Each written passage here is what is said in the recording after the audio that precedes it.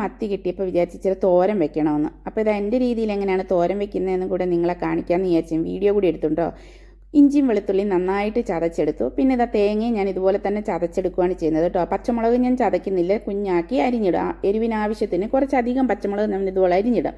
പിന്നെ ഇതിലേക്ക് ആവശ്യത്തിനുള്ള കറിവേപ്പിലൂടെ ചേർത്ത് കൊടുത്ത് മഞ്ഞൾപ്പൊടി, ഉപ്പ്, കുരുമുളക് പൊടിയും ചേർത്ത് നന്നായിട്ട് അങ്ങ് തിരുമ്മി യോജിപ്പിക്കാം. അതിനുശേഷം ഇതാ കഴുകി വെച്ചിരിക്കുന്ന മീൻ കൂടെ ഇതിനകത്തോട്ട് ചേർത്ത് കൊടുത്തിട്ട് നന്നായിട്ടൊന്ന് യോജിപ്പിച്ച് കൊടുക്കുക. അതിനുശേഷം ഇതാ ഇതുപോലത്തെ ചട്ടി ആയതുകൊണ്ട് ചിലപ്പോൾ പെട്ടെന്ന് അടുക്കി പിടിച്ചു. അതുകൊണ്ട് ഇത് ഞാൻ ആദ്യം തന്നെ ഒന്ന് ചൂടാക്കി കുറച്ച് വെളിച്ചെണ്ണ അടിയിൽ ചേർത്ത് കൊടുത്തിട്ടുണ്ട്.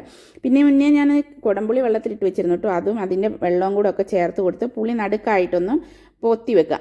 എന്നതിന് ശേഷം നമ്മളിത് നന്നായിട്ടൊന്ന് യോജിപ്പിച്ചതിന് ശേഷം ചെറിയ തീയിൽ നമുക്ക് വേവിച്ചെടുക്കാം. അപ്പോൾ ഇതാ നമ്മുടെ മീൻ തോരൻ ഇവിടെ റെഡിയായി കഴിഞ്ഞു കേട്ടോ. അപ്പോൾ ഫൈനൽ ലുക്കായ വെളിച്ചെണ്ണ കൂടെ ചേർത്ത് കൊടുത്തൊന്ന് ഇങ്ങനെ ഇളക്കി കൊടുക്കാം. അപ്പോൾ ഇതാ മീൻ തോരൻ ഇവിടെ റെഡിയായി കഴിഞ്ഞു കേട്ടോ. അപ്പോൾ ഫോളോ ചെയ്യാനും ലൈക്ക് ചെയ്യാനും കമൻറ്റ് ഇടാനും മറക്കല്ലേ.